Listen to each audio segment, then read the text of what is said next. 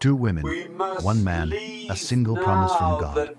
What happened in Abraham's tent 4,000 years ago set in motion a conflict that would span millennia and reshape the entire world. This isn't just ancient history. It's the origin story of a struggle that dominates today's headlines. How did two half-brothers born to the same father become the ancestors of peoples locked in one of history's longest conflicts? The answer lies buried in the pages of the Bible, in stories of divine promises, family betrayals, and a small strip of land that three major religions claim as holy.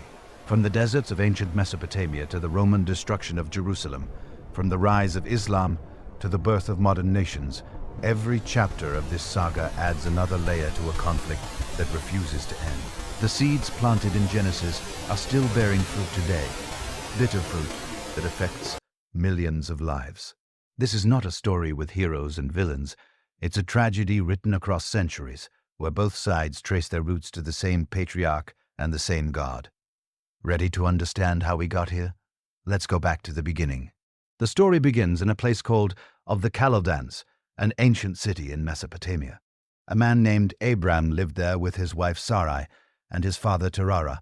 Life was ordinary until God spoke. In Genesis 12, S1, 3, we read God's words to Abram. Get thee out of thy country, and from thy kindred, and from thy father's house, and to a land that I will show thee, and I will make of thee a great nation. And I will bless thee, and make thy name great, and thou shalt be a blessing. And I will bless them that bless thee, and curse him that curseth thee. And in thee shall all families of the earth be blessed. This wasn't a suggestion.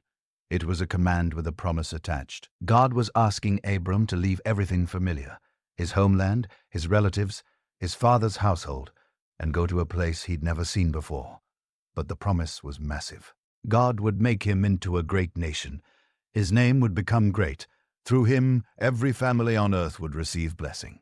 This was the beginning of something that would change history forever. Abram obeyed. Genesis 12, 4-5 tells us. So Abram departed as the Lord had spoken unto him, and Lot went with him. And Abram was 75 years old when he departed out of Haran. And Abram took Sarai his wife, and Lot his brother's son, and all their substance that they had gathered, and the souls that they had gotten in Haran, and they forth to go into the land of Canaan. And into the land of Canaan they came. At 75 years old, Abram packed up everything and traveled to Canaan. When he arrived, God appeared to him again. Genesis 12:7 records this moment.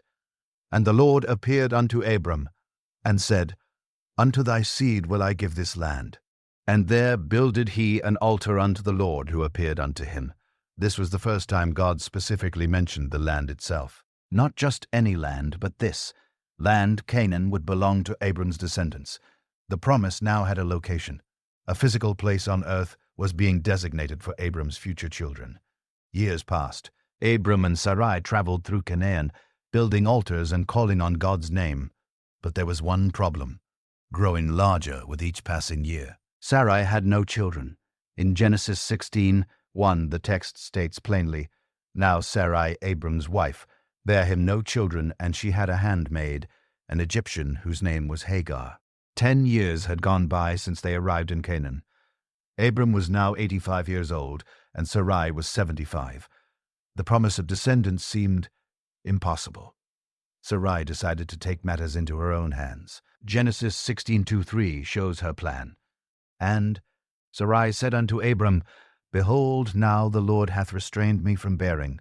I pray thee, go in unto my maid. It may be that I may obtain children by her. And Abram hearkened to the voice of Sarai. And Sarai, Abram's wife, took Hagar her maid, the Egyptian, after Abram had dwelt 10 years in the land of Canaan, and gave her to her husband Abram to be his wife. This was a cultural practice of that time.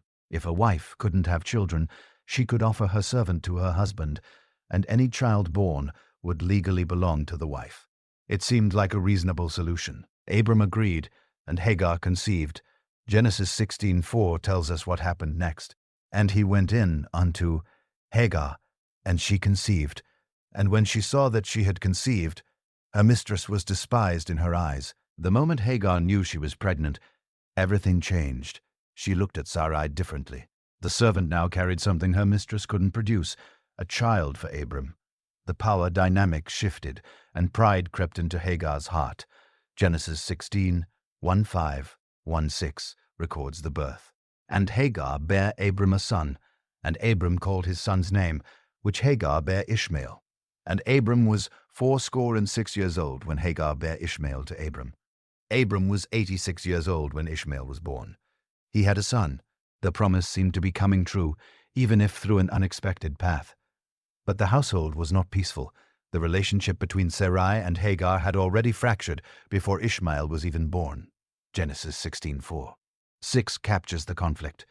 And when she saw that she had conceived, her mistress was despised in her eyes. And Sarai said unto Abram, My wrong be upon thee.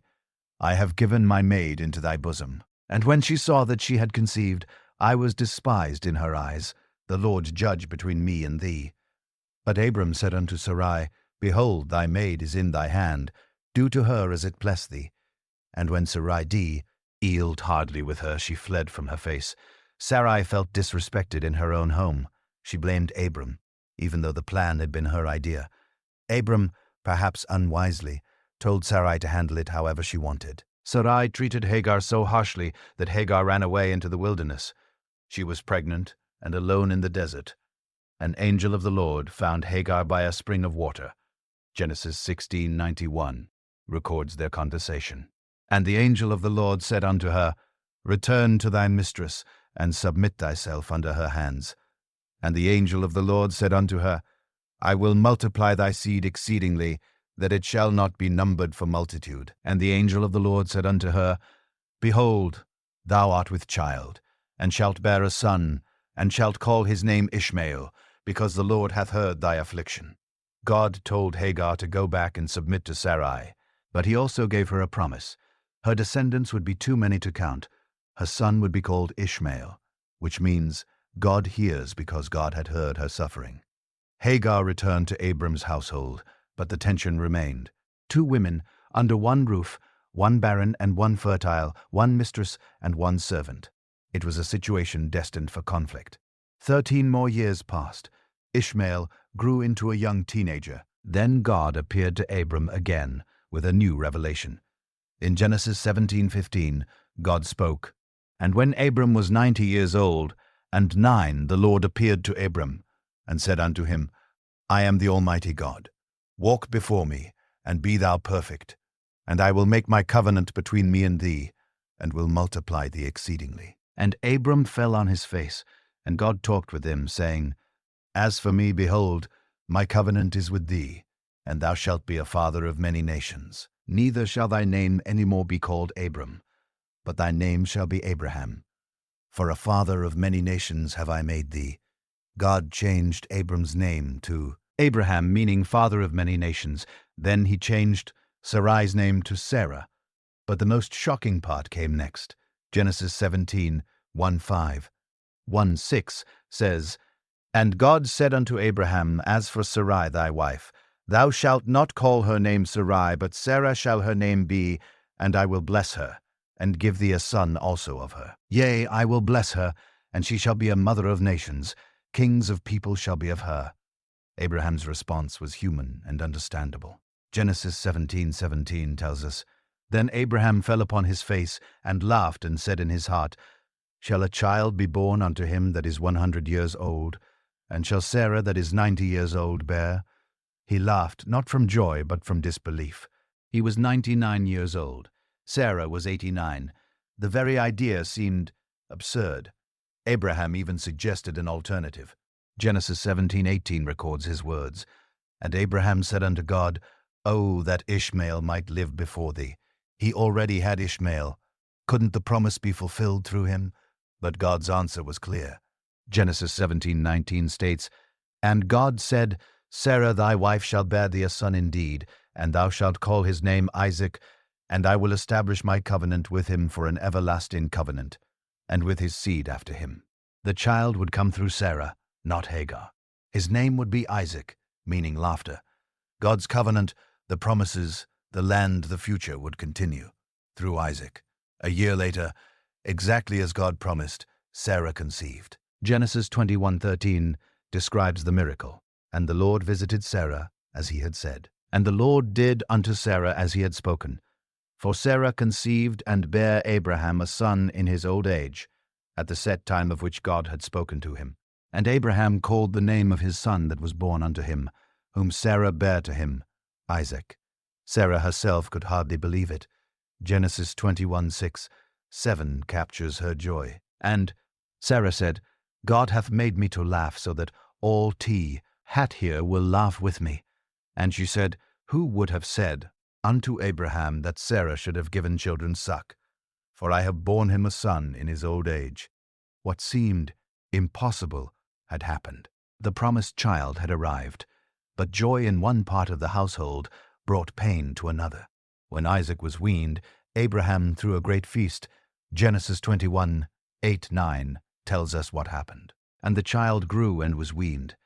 And Abraham made a great feast the same day that Isaac was weaned. And Sarah saw the son of Hagar the Egyptian, which she had borne unto Abraham, mocking. Sarah saw Ishmael mocking Isaac. The exact nature of this mocking isn't described, but it was enough to trigger Sarah's protective instincts. Ishmael was now a teenager, perhaps 16 or 17 years old. Isaac was probably around 3. Sarah saw a threat. Genesis 21:10 records her demand. Wherefore she said, Unto Abraham cast out this bondwoman and her son, for the son of this bondwoman shall not be heir with my son, even with Isaac. This wasn't just about mockery. It was about inheritance. Sarah wanted Ishmael gone, so there would be no question about who Abraham's heir was. Genesis 21:11 tells us Abraham's reaction. And the thing was very grievous in Abraham's sight because of his son. Abraham was deeply troubled. Ishmael was his son too. He'd raised him for over a decade. How could he send him away? God intervened with clear direction. Genesis 21:1-2. 1:3 records God's words.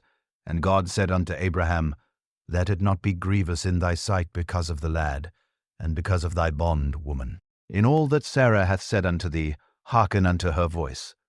For in Isaac shall thy seed be called, and also of the son of the bondwoman will I make a nation, because he is thy seed.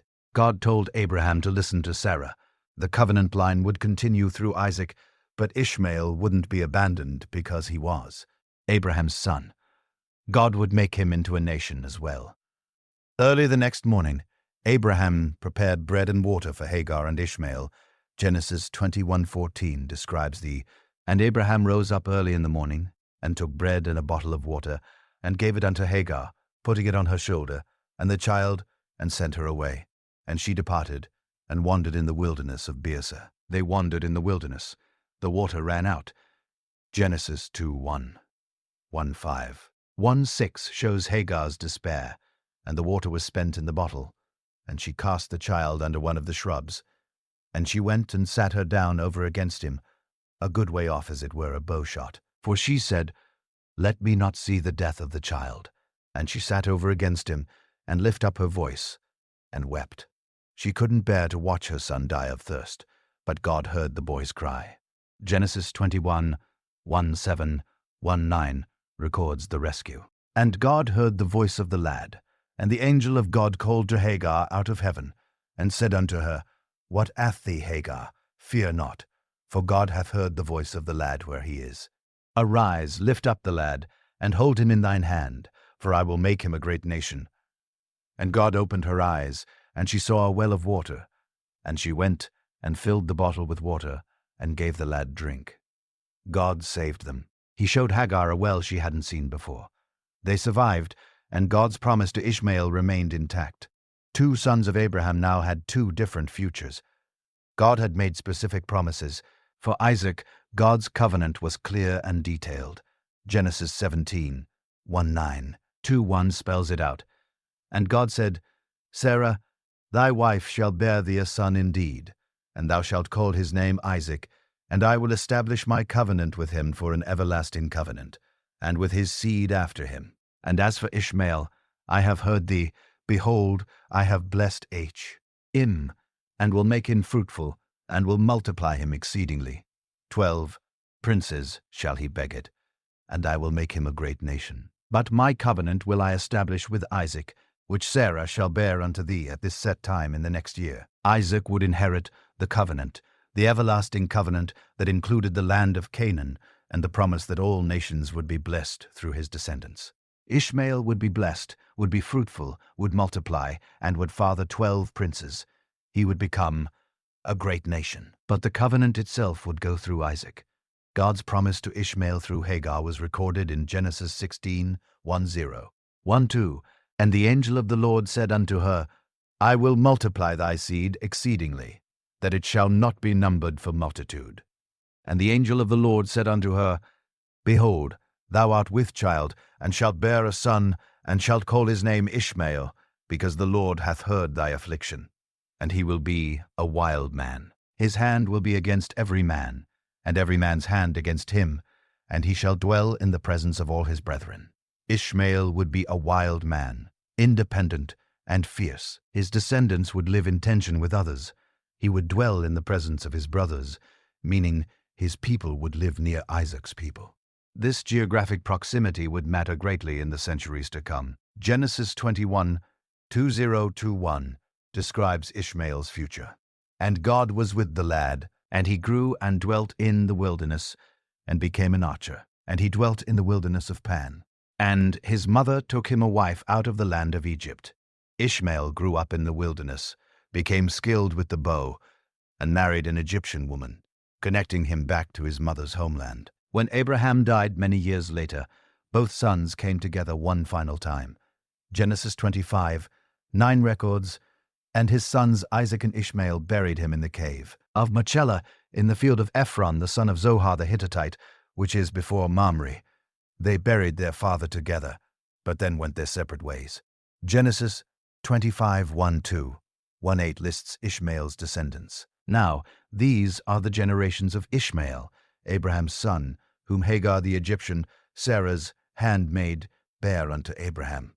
And these are the names of the sons of Ishmael by their names, according to their generations. The firstborn of Ishmael, Nebai, and Kedar, and Adil, and Mibam, and Mishma, and Duma, and Massa, Hadar, and Tamar, Jetur, Naphish, and Kedema. These are the sons of Ishmael, and these are their names by their towns and by their castles. 12 princes, according to their nations.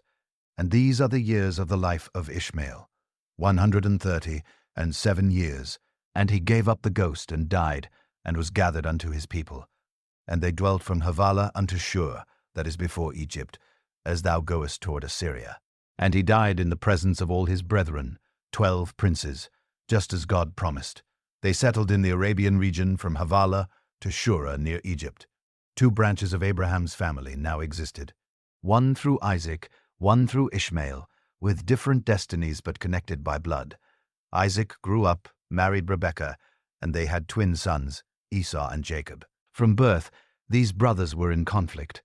Genesis 25:21-26 describes their arrival. And Isaac entreated the Lord for his wife because she was barren. And the Lord was entreated of him. And Rebekah his wife conceived. And the children struggled together within her.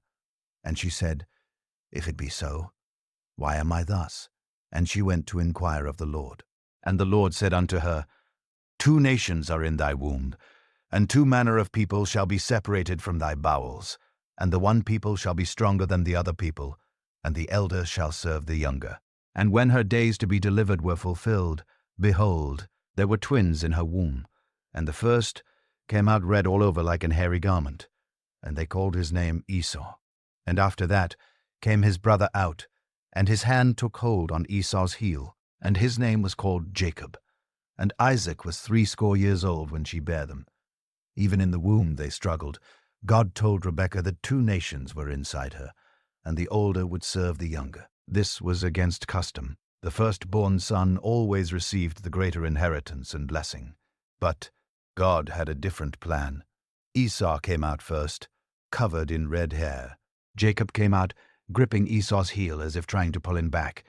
Years later, Esau came in from the field exhausted and hungry. Genesis 25:29-34 records what happened. And Jacob saw pottage, and Esau came from the field, and he was faint. And Esau said to Jacob, Feed me, I pray thee, with that same red pottage, for I am faint." And Jacob said, "Sell me this day thy birthright." And Esau said, "Behold, I am at the point to die, and what profit shall this birthright do to me?"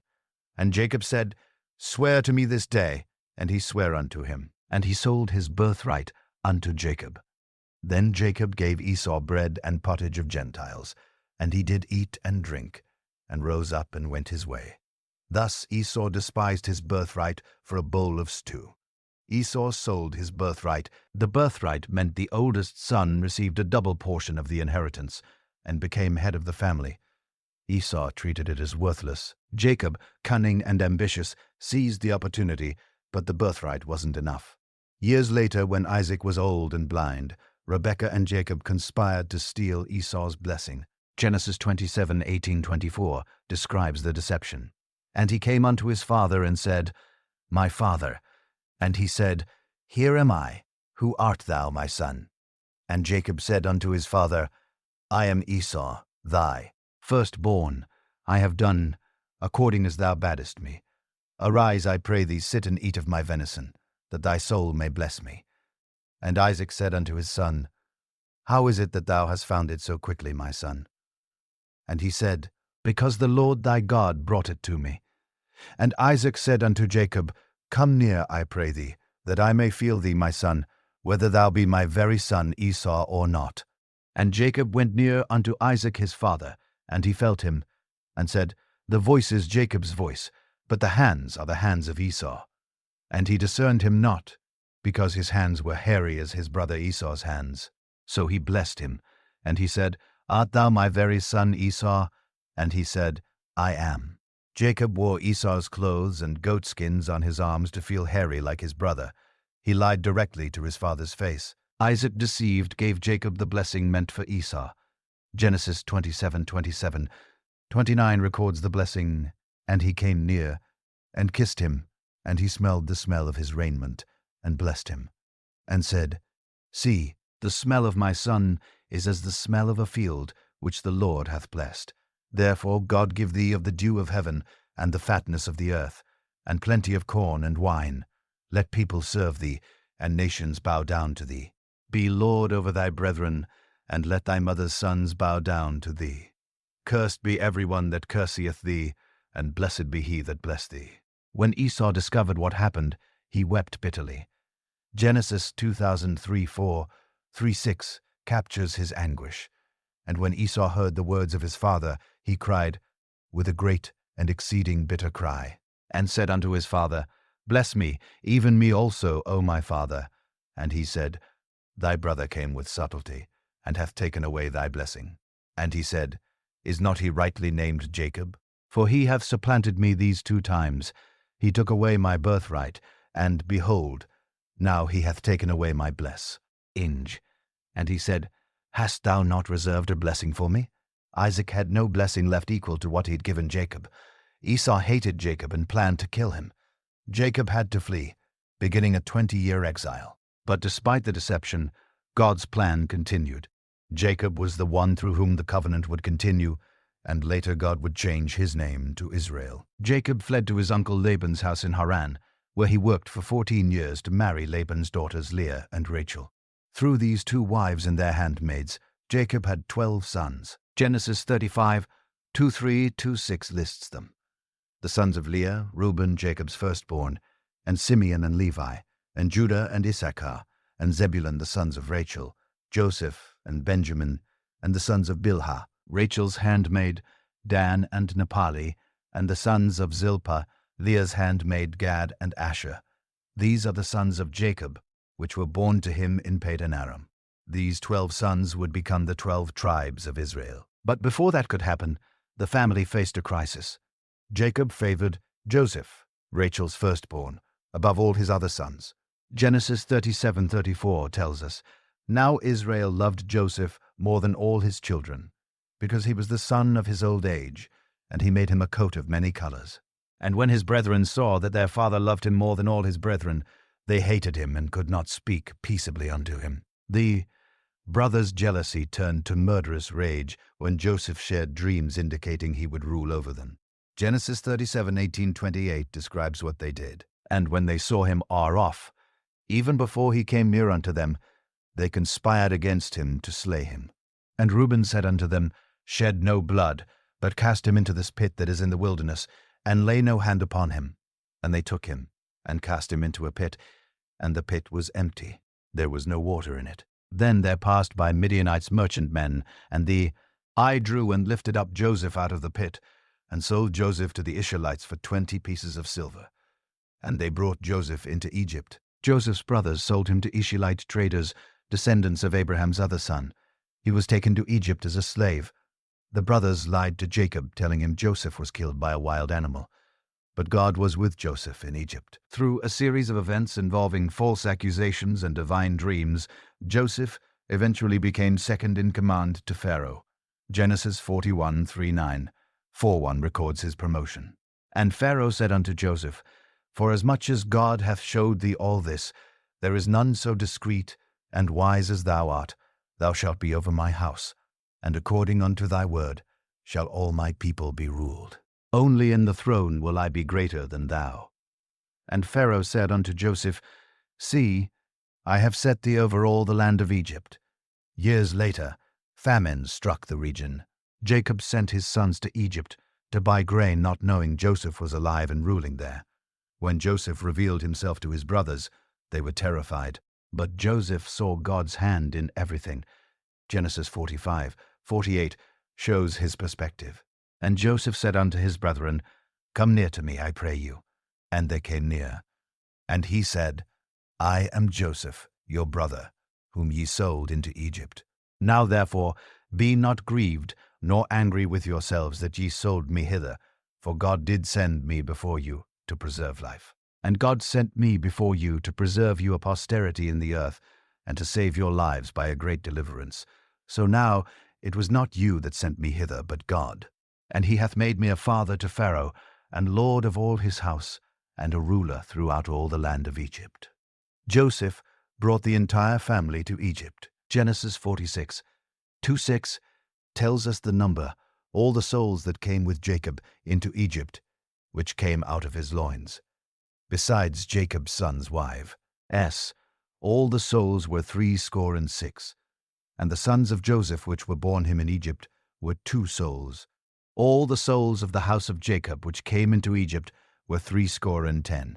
70 people from Jacob's family settled in the land of Ghan in Egypt. There they multiplied rapidly. Genesis 47:27 records, And Israel dwelt in the land of Egypt, in the country of Ghan, and they had possessions therein, and grew and multiplied exceedingly. But after Joseph died, everything changed. A new Pharaoh rose who didn't remember Joseph or what he'd done for Egypt. Exodus 16:11 describes what happened. And Joseph died, and all his brethren and all that generation. And the children of Israel were fruitful and increased abundantly, and multiplied and waxed exceeding mighty. And the land was filled with them. Now there arose up a new king over Egypt, which knew not Joseph. And he said unto his people, Behold, the people of the children of Israel are more and mightier than we. Come on, let us deal wisely with them, lest they multiply. And it come to pass that when there falleth out any war, they join also unto our enemies, and fight against us, and so get them up out of the land. Therefore they did set over them taskmasters to afflict them with their burdens, and they built for Pharaoh treasure cities Pithom and Ramses. The Israelites became slaves. For 400 years they would remain in bondage in Egypt, exactly as God had foretold to Abraham. Genesis 15:13 had warned. And he said unto Abram, Know of a surety that thy seed shall be a stranger in a land that is not theirs, and shall serve them, and they shall afflict them 400 years.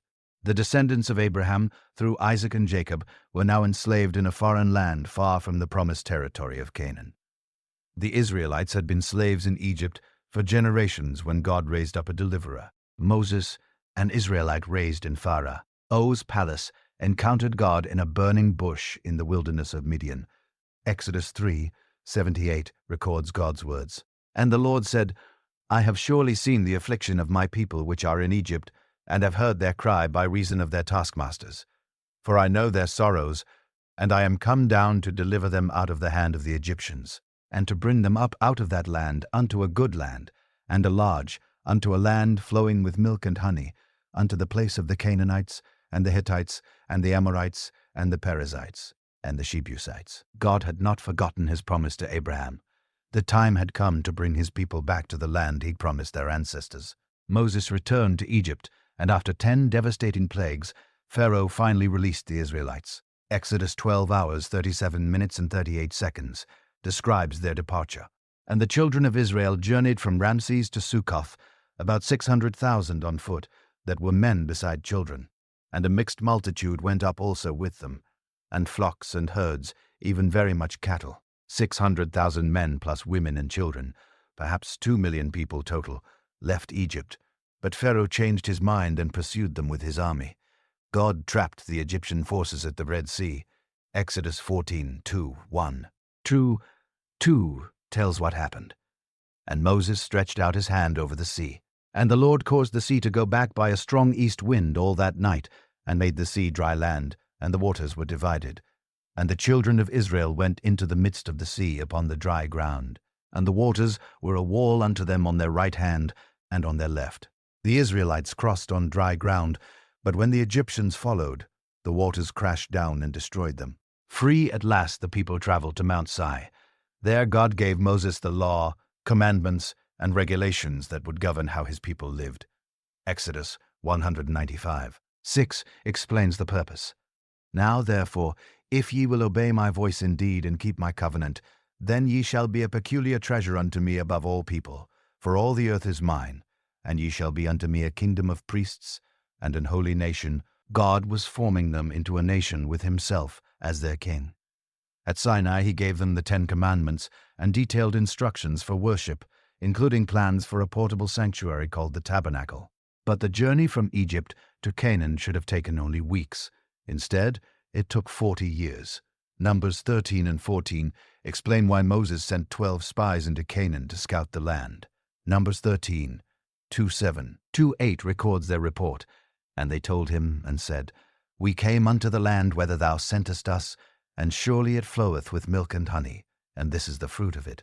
Nevertheless, the people be strong that dwell in the land, and the cities are walled and very great.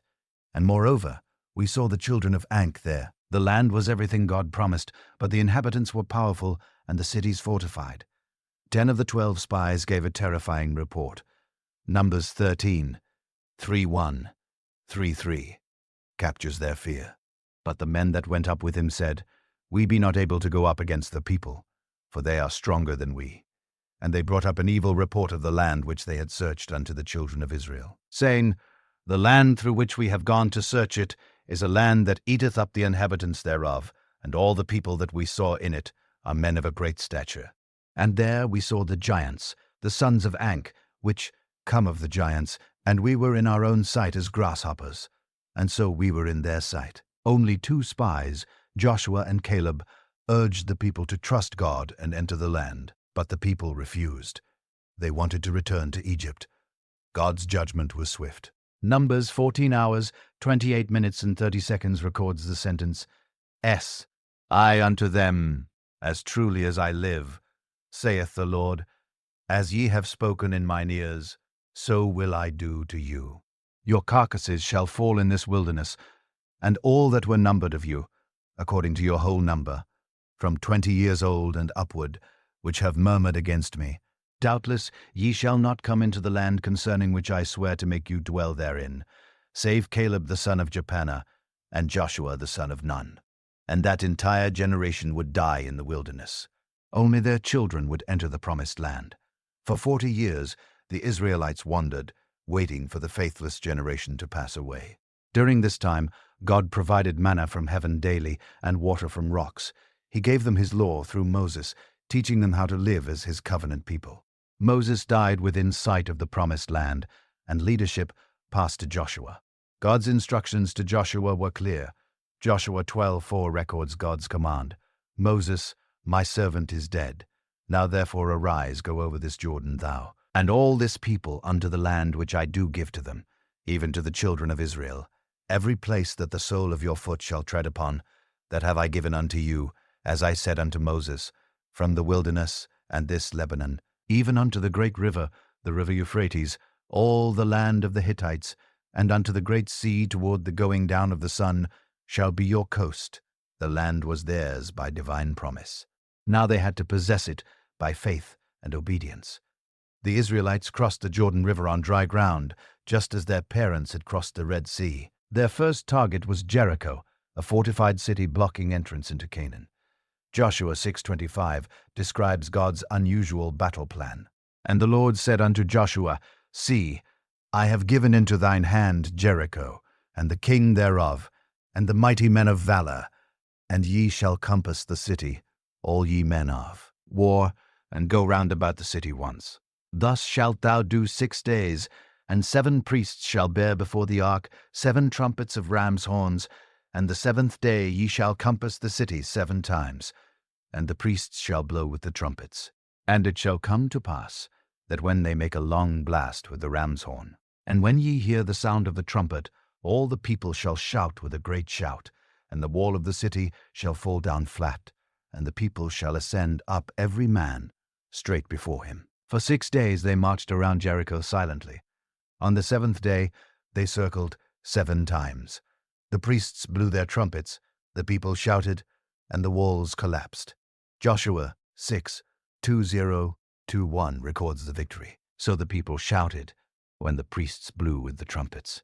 And it came to pass when the people heard the sound of the trumpet, and the people shouted with a great shout, that the wall fell down flat, so that the people went up into the city, every man straight before him. And they took the city, and they utterly destroyed all that was in the city, both man and woman, young and old, and ox and sheep and ass, with the edge of the sword.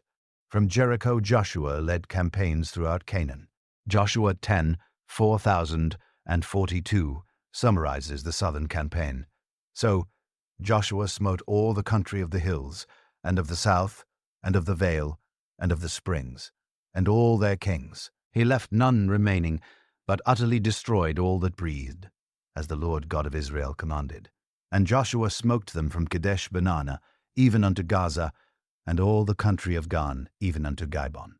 And all these kings and their land did Joshua take at one time, because the Lord God of Israel fought for Israel. Then came the northern campaign. Joshua 11:1-8 describes the extent. So Joshua took all that land, the hills, and all the south country, and all the land of Gan, and the valley. Why? And the plain, and the mountain of Israel, and the valley of the same, even from the Mount Halak that goeth up to Seir, even unto Baalgad, in the valley of Lebanon, under Mount Hermon. And all their kings he took, and smote them, and slew them. Joshua made war a long time with all those kings. After years of warfare, the land was subdued enough to divide among the tribes. Joshua 14:12 explains the distribution. And these are the countries which the children of Israel inherited in the land of Canaan, which Eleazar the priest, and Joshua the son of Nun, and the heads of the fathers of the tribes of the children of Israel distributed for inheritance to them. By lot was their inheritance, as the Lord commanded by the hand of Moses, for the 9 tribes, and for the half-tribe. Each tribe received territory, though the conquest wasn't complete. Joshua 13:1 admits this reality. Now Joshua was old and stricken in years. And the Lord said unto him, Thou art old and stricken in years, and there remaineth yet very much land to be possessed. Many Canaanite peoples remained in the land, and the coastal region was controlled by the Philistines, a group of sea peoples who had settled there around the same time. Israel was conquering inland areas. After Joshua died, Israel entered a dark period. They had no king, no central government, just 12 tribes loosely connected by shared ancestry and religion. Judges 2:10 describes what happened. And also, all that generation were gathered unto their fathers, and there arose another generation after them, which knew not the Lord, nor yet the works which he had done for Israel. And the children of Israel did evil in the sight of the Lord, and served Baalim. And they forsook the Lord God of their fathers, which brought them out of the land of Egypt, and followed other gods, of the gods of the people that were round about them, and bowed themselves unto them, and provoked the Lord to anger. The new generation forgot God, and began worshipping Canaanite deities. God allowed surrounding nations to oppress them. When Israel cried out for help, God raised up judges, military leaders, and deliverers to rescue them. But the cycle repeated constantly. Israel sinned. God allowed oppression. Israel repented. God sent a judge. The judge delivered them. Then Israel sinned again. The Philistines became Israel's primary enemy. During this period, they controlled the coastal plain and possessed iron weapons and chariots, superior technology that gave them military advantage. Judges 13:1 states, "And the children of Israel did evil, again in the sight of the Lord, and the Lord delivered them into the hand of the Philistines 40 years. One of the most famous judges was Samson, who fought the Philistines single-handedly with supernatural strength. Judges 15:1-4-1-5 describes one of his victories. "And when he came unto Lehi, the Philistines shouted against him, and the Spirit of the Lord came mightily upon him, and the cords that were upon his arms became as flax that was burnt with fire, and his bands loosed from off his hands. And he found a new jawbone of an ass, and put forth his hand, and took it, and slew 1,000 men therewith." But even Samson couldn't break Philistine power permanently. The period of Judges lasted about 300 years, characterized by instability, moral decline, and constant warfare with neighboring peoples. Judges 21:25 sums up the era. In those days, there was no king in Israel. Every man did that which was right in his own eyes. Without unified leadership, Israel couldn't drive out their enemies or maintain faithfulness to God. God raised up Samuel as the last judge and first prophet of a new era. Samuel judged Israel faithfully, but as he grew old, the people demanded a change. 1 Samuel 8:45 records their request. "Then all the elders of Israel gathered themselves together, and came to Samuel unto Ramah, and said unto him, Behold, thou art old, and thy sons walk not in thy ways. Now make us a king, to judge us like all the nations." They wanted a king like surrounding nations had. Samuel was displeased, but God told him the people weren't rejecting Samuel. They were rejecting God as their king. God instructed Samuel to warn them what a human king would do, but ultimately to give them what they wanted. 1 Samuel 9:15-17 describes how God chose Israel's first king. "Now the Lord had told Samuel in his ear a day before Saul came, saying, Tomorrow about this time I will send thee a man out of the land of Benjamin, and thou shalt anoint him to be captain over my people Israel, that he may save my people out of the hand of the Philistines. For I have looked upon my people, because their cry is come unto me. And when Samuel saw Saul, the Lord said unto him, Behold the man whom I spake to thee of, this same shall reign over my people." Saul was from the tribe of Benjamin, tall and impressive in appearance. Samuel anointed him privately, then publicly confirmed him as king. 1 Samuel 10:24 records the moment. "And Samuel said to all the people, See ye him whom the Lord hath chosen, that there is none like him among all the people. And all the people shouted and said, God save the king." Saul's primary mission was clear: defeat the Philistines. His early reign showed promise. 1 Samuel 14 hours 47 minutes and 48 seconds summarizes his military campaigns. So, Saul took the kingdom over Israel and fought against all his enemies on every side, against Moab, and against the children of Ammon, and against Edom, and against the kings of Zobah, and against the Philistines. And whithersoever he turned himself, he vexed them, and he gathered an host, and smote the Amalekites, and delivered Israel out of the hands of them that spoiled them. But Saul repeatedly disobeyed God's direct commands. His kingship turned tragic.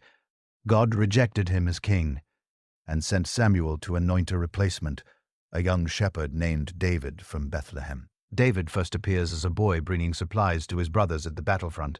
There he encountered Goliath, a Philistine giant who challenged Israel's army. 1 Samuel 17:4-5-4 records David's faithful response. "Then said David to the Philistine, Thou comest to me with a sword, and with a spear, and with a shield, but I come to thee in the name of the Lord of hosts, the God of the armies of Israel, whom thou hast defied. This day will the Lord deliver thee into mine hand, and I will smite thee, and take thine head from thee. And I will give the carcasses of the host of the Philistines this day unto the fowls of the air, and to the wild beasts of the earth, that all the earth may know that there is a God in Israel." And all this assembly shall know that the Lord saveth not with sword and spear. For the battle is the Lord's, and he will give you into our hands. David killed Goliath with a sling and stone, then cut off his head with the giant's own sword. This victory made David a national hero and began his rise to power. Years of conflict followed between Saul's house and David's supporters. After Saul died in battle against the Philistines, David became king of Judah first, then eventually over all Israel. 2 Samuel 5:1. 3 describes his coronation. Then came all the tribes of Israel to David unto Hebron, and spake, saying, Behold, we are thy bone and thy flesh. Also in time past, when Saul was king over us, thou wast he that leddest out and broughtest in Israel. And the Lord said to thee, Thou shalt feed my people Israel, and thou shalt be a captain over Israel. So all the elders of Israel came to the king to Hebron, and King David made a league with them in Hebron before the Lord, and they anointed David king over Israel. David's first strategic move was capturing Jerusalem from the Jebusites. 2 Samuel 56:7 records the conquest.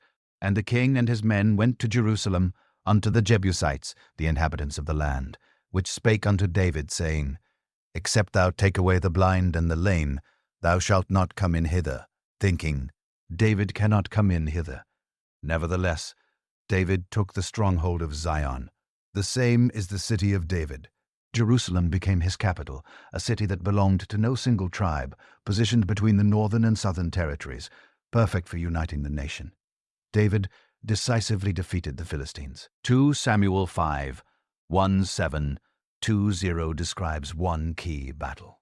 But when the Philistines heard that they had anointed David king over Israel, all the Philistines came up to seek David, and David heard of it and went down to the hold. The Philistines also came and spread themselves in the valley of Rephaim. And David inquired of the Lord, saying, Shall I go up to thee, Philistines? Wilt thou deliver them into mine hand? And the Lord said unto David, Go up, for I will doubtless deliver the Philistines into thine hand. And David came to Baal-Perazim, and David smote them there, and said, The Lord hath broken forth upon mine enemies before me, as the breach of waters. Israel's borders expanded to their greatest extent. 2 Samuel 8:1-6 summarizes his conquests. And after this it came to pass that David smote the Philistines and subdued them. And David took Methegama out of the hand of the Philistines, and he smote Moab and measured them with a line, casting them down to the ground. Even with 2 lines measured he to put to death, and with 1 full line to keep alive.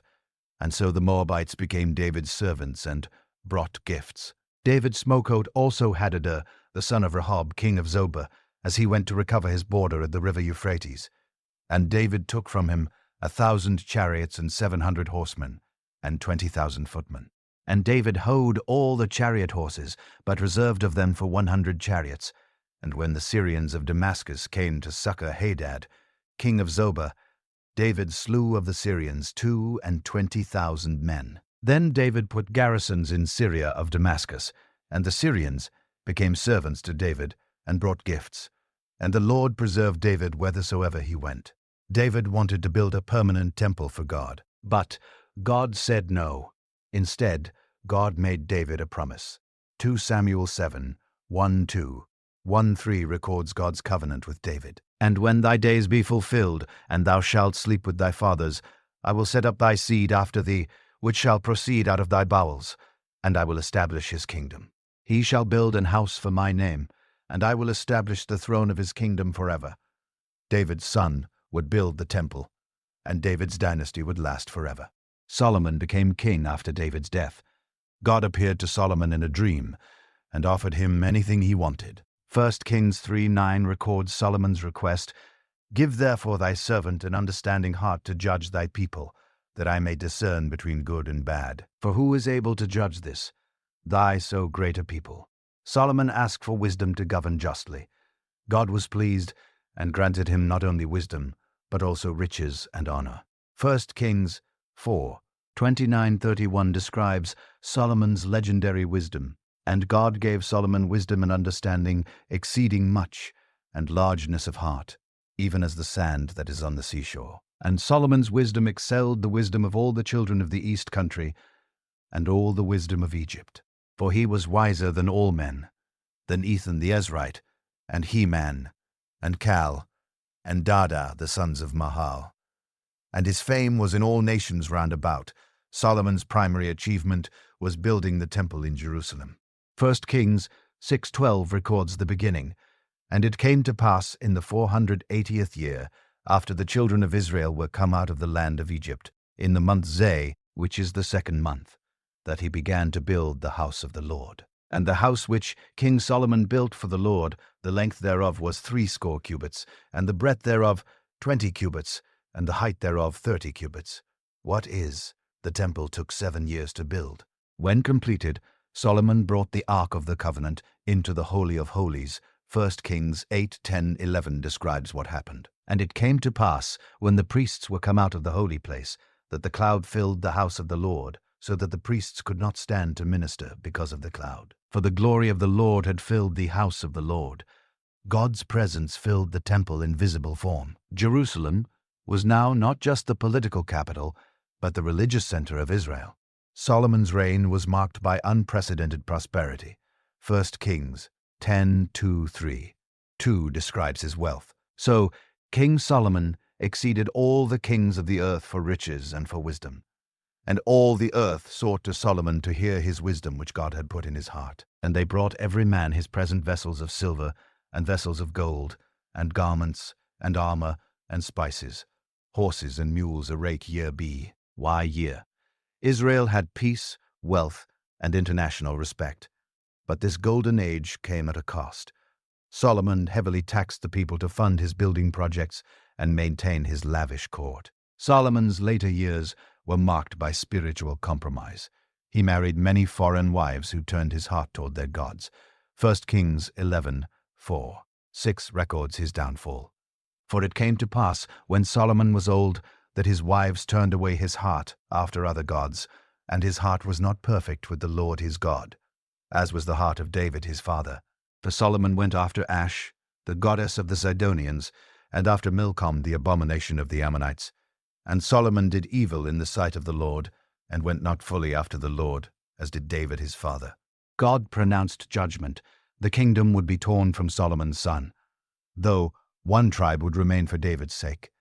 When Solomon died, his son Rehoboam became king. The people came with a request. 1 Kings 1-3. 4 records their appeal that they sent and called him. And Jeroboam and all the congregation of Israel came and spake unto Rehoboam, saying, Thy father made our yoke grievous. Now therefore make thou the grievous service of thy father, and his heavy yoke which he put upon us lighter, and we will serve thee. Rehoboam consulted his advisers. The elders counseled him to lighten the burden, but his young friends urged him to be even harsher. Rehoboam foolishly followed the young men's advice. 1 Kings 12:1-3-1-4 records his response. And the king answered the people roughly, and forsook the old men's counsel that they gave him, and spake to them after the counsel of the young men, saying, My father made your yoke heavy, and I will add to your yoke. My father also chastised you with whips, but I will chastise you with scorpions. The 10 northern tribes immediately rebelled. 1 Kings 12:16 captures their declarate, Ion. So when all Israel saw that the king hearkened not unto them, the people answered the king, saying, What portion have we in David? Neither have we inheritance in the son of Jesse. To your tents, O Israel, now see to thine own house, David. So Israel departed unto their tents. They made Jeroboam their king, forming the northern kingdom of Israel. Only Judah and Benjamin remained loyal to Rehoboam, forming the southern kingdom of Judah. Jeroboam immediately created a spiritual problem. He feared that if his people went to Jerusalem to worship, they might return their loyalty to Judah's king. 1 Kings 12:28-30 describes his solution. Whereupon the king took counsel, and made 2 calves of gold, and said unto them, It is too much for you to go up to Jerusalem. Behold thy gods, O Israel, which brought thee up out of the land of Egypt. And he set the one in Bethel, and the other put he in Dan. And this thing became a sin, for the people went to worship before the one, even unto Dan. The kingdom was now divided, Israel in the north with 10 tribes, Judah in the south with 2 tribes. They would never reunite. The divided kingdoms grew weaker. Israel, the northern kingdom, went through dynasty after dynasty, most marked by idolatry and injustice. God sent prophets to warn them, but they refused to listen. 2 Kings 17:7-8 explains their sin. For so it was that the children of Israel had sinned against the Lord their God, which had brought them up out of the land of Egypt, from under the hand of Pharaoh, king of Egypt, and had feared other gods, and walked in the statutes of the heathen, whom the Lord cast out from before the children of Israel and of the kings of Israel, which they had made. In 722 BC, the Assyrian Empire swept down from the north. 2 Kings 17:5-6 records the conquest. Then the king of Assyria came up throughout all the land, and went up to Samaria and besieged it 3 years. In the 9th year of Hosea, the king of Assyria took Samaria and carried Israel away into Assyria, and placed them in Hala and in Habah by the river of Goan, and in the cities of the Mess. The northern kingdom was destroyed. The Assyrians deported much of the population and resettled foreigners in their place. The 10 northern tribes were scattered and lost to history. Judah survived another 136 years, but they followed the same path of idolatry. God sent prophets like Isaiah, Jeremiah, and Ezekiel to warn them. But the people and their kings refused to repent. Babylon rose as the dominant power after Assyria fell. In 605 BC, Babylon began its conquest of Judah. 2 Kings 24:104 describes one deportation. At that time, the servants of Nebuchadnezzar, king of Babylon, came up against Jerusalem, and the city was besieged. And Nebuchadnezzar, king of Babylon, came against the city, and his servants did besiege it. And Jehoiakim, the king of Judah, went out to the king of Babylon, he and his mother and his servants and his princes and his officers. And the king of Babylon took him in the 8th year of his reign. And he carried out thence all the treasures of the house of the Lord, and the treasures of the king's house, and cut in pieces all the vessels of gold which Solomon, king of Israel, had made in the temple of the Lord, as the Lord had said. And he carried away all Jerusalem, and all the princes, and all the mighty men of valor, even 10,000 captives, and all the craftsmen and smiths. None remained, save the poorest sort of the people of the land. Babylon took the best and brightest into exile. 11 years later, when Judah's puppet king rebelled, Babylon returned to finish the job. 2 Kings 25:8-11 records Jerusalem's destruction. And in the 5th month, on the 7th day of the month, which is the 19th year of King Nebuchadnezzar, king of Babylon, came Nebuzaradan, captain of the guard, a servant of the king of Babylon, unto Jerusalem. And he burnt the house of the Lord, and the king's house, and all the houses of Jerusalem, and every great man's house burnt he with fire. And all the army of the Chaldees that were with the captain of the guard brake down the walls of Jerusalem round about. Now the rest of the people that were left in the city, and the fugitives that fell away to the king of Babylon with the remnant of the multitude, did Nebuzaradan, the captain of the guard, carry away. Solomon's temple was destroyed. Jerusalem's walls were demolished. The royal line of David was deported to Babylon. The land God promised to Abraham lay in ruins.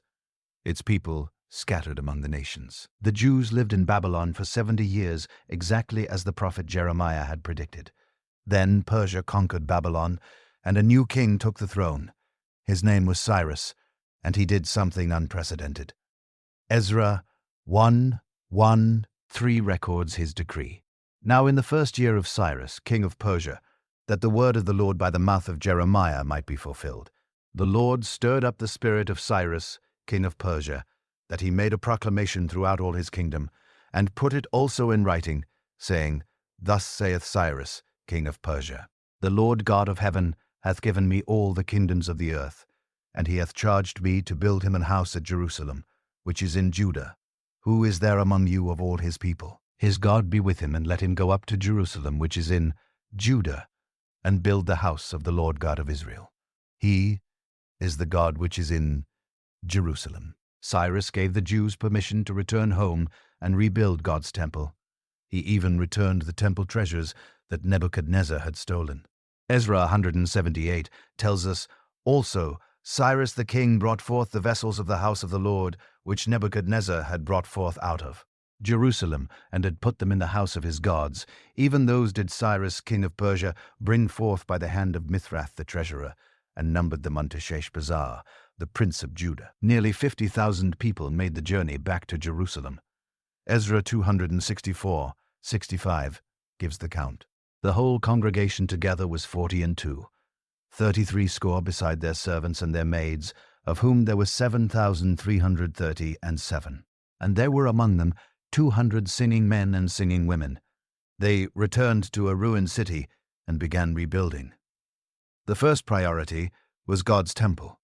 Ezra 3:10-11 describes the foundation ceremony. And when the builders laid the foundation of the temple of the Lord, they set the priests in their apparel with trumpets, and the Levites, the sons of Asaph, with cymbals to praise the Lord, after the ordinance of David king of Israel. And they sang together by course in praising and giving thanks unto the Lord, because he is good, for his mercy endureth forever toward Israel. And all the people shouted with a great shout when they praised the Lord, because the foundation of the house of the Lord was laid. But the celebration was mixed with tears. Ezra 3:12 explains why. But many of the priests and Levites and chief of the fathers, who were ancient men that had seen the first house when the foundation of this house was laid before their eyes, wept with a loud voice, and many shouted aloud for joy. Woo! The old men who remembered Solomon's magnificent temple wept because this new one seemed so small in comparison. Opposition from surrounding peoples slowed the work for years. Finally, encouraged by the prophets Haggai and Zechariah, the Jews completed the temple. Ezra 6:14-15 records the moment. And the elders of the Jews builded, and they prospered through the prophesying of Haggai, the prophet, and Zechariah, the son of Iddo. And they builded, and finished it according to the commandment of the God of Israel, and according to the commandment of Cyrus, and Darius, and Artaxerxes, king of Persia. And this house was finished on the 3rd day of the month Adar, which was in the 6th year of the reign of Darius the king. The second temple stood in Jerusalem, though the nation remained under Persian control. Later the Greeks conquered Persia, and Judea passed into Greek hands. The land changed rulers multiple times over the following centuries, but the Jewish people maintained their identity and their connection to Jerusalem and the temple. Rome arrived in 63 BC. The Roman general Pompey captured Jerusalem and made Judea a client state of Rome. The Jews chafed under Roman rule. Rome appointed puppet kings, collected heavy taxes, and showed little respect for Jewish customs. Tensions simmered for decades until they finally exploded. In 66 AD, the Jews launched a full-scale revolt against Rome. The war was brutal. Roman legions surrounded Jerusalem in 70 AD under the command of Titus, the emperor's son. The Jewish historian Josephus, who witnessed the siege, described the horrors of starvation and desperation inside the walls. When the Romans finally breached the defenses, they showed no mercy. The temple, the second temple that had stood for nearly 600 years, was burned and destroyed. Jesus had predicted this decades earlier. In the Gospel of Luke 21, s. 5 and 6, we read, "And as some spake of the temple, how it was adorned with goodly stones and gifts, he said, As for these things which ye behold, the days will come in the which there shall not be left one stone upon another that shall not be thrown down." That prophecy came true in 70 AD. The temple was completely demolished. The Romans slaughtered thousands and took many more as slaves throughout the empire. Jerusalem lay in ruins, its population decimated. But the Romans weren't finished with the Jewish people yet. About 60 years later, another revolt erupted. In 132 AD, a man named Simon Bar Kokhba led a second major Jewish rebellion against Rome. Many Jews believed he was the Messiah who would restore Israel's independence. For 3 years, the rebels held territory and even minted their own coins. But Rome sent massive reinforcements. The Emperor Hadrian was determined to crush Jewish resistance permanently. Roman legions systematically destroyed every rebel stronghold. The final battle took place at Beit Bar Kokhba's fortress. When it fell in 135 AD, the revolt was over. Roman historians recorded that hundreds of thousands of Jews were killed. Thousands more were sold into slavery. Hadrian's revenge went beyond military victory. He wanted to erase Jewish connection to the land itself. He renamed Judea as Syria Palestina, taking the name from the Philistines, the ancient enemies of Israel, who had long since disappeared from history. Jerusalem was renamed Alia Capitolina, and Jews were banned from entering the city, except once a year. The Romans built a temple to Jupiter on the Temple Mount where God's temple had stood. The Jewish population was scattered throughout the Roman Empire and beyond. This diaspora, the scattering of the Jewish people, would last nearly 2,000 years. Small Jewish communities remained in the land, but the majority now lived far from Jerusalem, maintaining their faith and identity in foreign lands, always remembering the city and the temple that was lost. Christianity emerged from Judaism in the 1st century AD through Jesus of Nazareth, whom his followers proclaimed as the Messiah. The book of Acts 1:8 records Jesus' final instructions to his disciples. "But ye shall receive power, after that the Holy Ghost is come upon you. And ye shall be witnesses unto me, both in Jerusalem, and in all Judea, and in Samaria, and unto the uttermost part of the earth." Christianity spread rapidly throughout the Roman Empire, eventually becoming the empire's official religion in the 4th century. Christians revered Jerusalem as the place where Jesus was crucified and resurrected. The city became a Christian pilgrimage site, and churches were built at locations connected to Jesus' life. In the 7th century, a new religion emerged in Arabia. Muhammad, the prophet of Islam, taught that he had received revelations from God through the angel Gabriel. Islam spread quickly through military conquest. By 638 AD, Muslim armies had conquered Jerusalem. The city was now holy to 3 religions: Judaism, Christianity, and Islam. Muslims believed Muhammad had made a miraculous night journey to Jerusalem before ascending to heaven. They built the Dome of the Rock on the Temple Mount in 691 AD, exactly where the Jewish temples had stood. The land that God had promised to Abraham's descendants through Isaac was now controlled by people who traced their heritage to Abraham's other son, Ishmael, through the Arab peoples. The population gradually changed. Arab Muslims settled throughout the region. Many Christians and the small remaining Jewish population either converted to Islam, left, or became minorities living under Muslim rule. Arabic became the dominant language. The land that Jews called Judea and Romans had renamed Palestine was now primarily Arab and Muslim, though small Jewish and Christian communities persisted. In 1095, Pope Urban II called for a military expedition to recapture Jerusalem from Muslim control. European Christians launched the First Crusade, believing they were liberating the Holy Land. In 1099, Crusader armies captured Jerusalem in a bloody siege. They massacred Muslims and Jews alike, establishing Christian kingdoms throughout the region. The Crusader states lasted less than 2 centuries. Muslim forces, particularly Yai under leaders like Saladin, fought to reclaim the territory. By 1291, the last Crusader stronghold had fallen. The land returned to Muslim control, passing through various dynasties until the Ottoman Turks conquered it in 1517. The Ottoman Empire ruled the region for exactly 400 years. They called it part of Philistine, the Arabic version of the Roman name Palestine. Under Ottoman rule, the land was divided into administrative districts.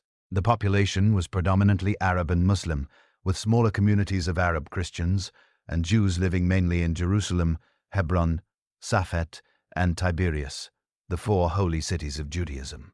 Life under Ottoman rule was relatively stable for centuries. The empire allowed religious minorities to practice their faiths while paying special taxes. Jewish communities maintained their presence in the land, though they were a small minority. Most Jews still lived scattered throughout Europe, North Africa, and the Middle East, always praying for a return to Jerusalem, but with no political means to make it happen. In the late 1800s, Jews in Europe faced increasing persecution. Violent attacks called pogroms swept through Russia and Eastern Europe. Even in supposedly enlightened Western Europe, anti-Jewish sentiment was rising. A Jewish journalist named Theodor Herzl witnessed this hatred firsthand in France and concluded the Jews would never be safe until they had their own nation. Herzl founded the Zionist movement in 1897, calling for the establishment of a Jewish homeland in the ancient land of Israel. Small groups of Jews began immigrating to Palestine, then still part of the Ottoman Empire. They bought land and established agricultural settlements. The Arab population, which had lived there for over 1,000 years, watched with growing unease as these newcomers arrived, speaking of reclaiming their ancestral homeland. World War I c. hanged everything. The Ottoman Empire sided with Germany and lost. Britain took control of Palestine under a League of Nations mandate in 1917. That same year, British Foreign Secretary Arthur Balfour issued a declaration that would reshape the region's future. The Balfour Declaration stated, "His Majesty's government view with favor the establishment in Palestine of a national home for the Jewish people, and will use their best endeavors to facilitate the achievement of this object, it being clearly understood that nothing shall be done which may prejudice the civil and religious rights of existing non-Jewish communities in Palestine." Britain promised support for a Jewish homeland while also promising to protect Arab rights. These were contradictory promises that Britain would prove unable to keep.